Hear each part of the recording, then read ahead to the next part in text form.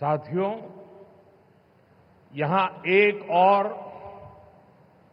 अपनी संभावनाओं के साथ उपस्थित ये विशाल समुद्र है और दूसरी ओर प्रकृति का अद्भुत सौंदर्य है।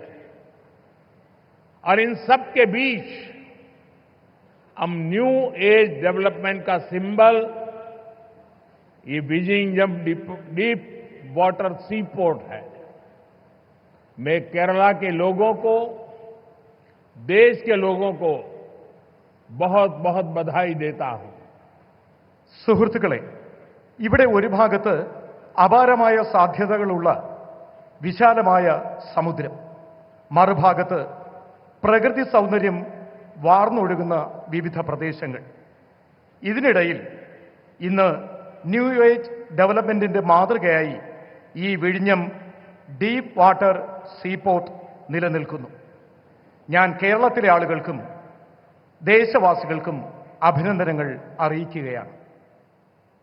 साथियों, इस सी पोर्ट को 8,800 करोड़ रुपीस की लागत से तैयार किया गया है। अभी इस ट्रांसशिपमेंट हब की जो क्षमता है वो भी आने वाले समय में बढ़कर के 3 गुनी हो जाएगी। यहां दुनिया के बड़े मालवाहक जहाज आसानी से आ सकेंगे। अभी तक भारत का 75% ट्रांसशिपमेंट भारत के बाहर के पोर्ट पर होता था। इससे देश को बहुत बड़ा रेवेन्यू लॉस होता आया है। ये परिस्थिति अब बदलने जा रही है। अब देश का पैसा देश के काम आएगा। जो पैसा बाहर जाता था वो केरला और विजिंगम के लोगों के लिए नई इकोनॉमिक अपॉर्चुनिटी लेकर आएगा।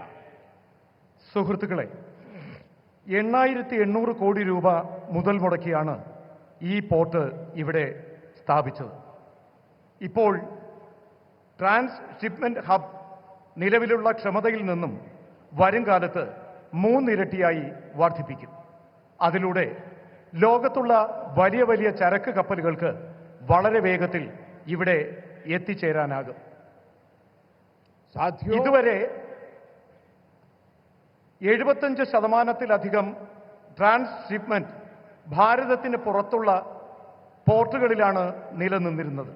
ഇതിലൂടെ രാജ്യത്തിന് വളരെയധികം സാമ്പത്തിക നഷ്ടം ഉണ്ടാകുമായിരുന്നു.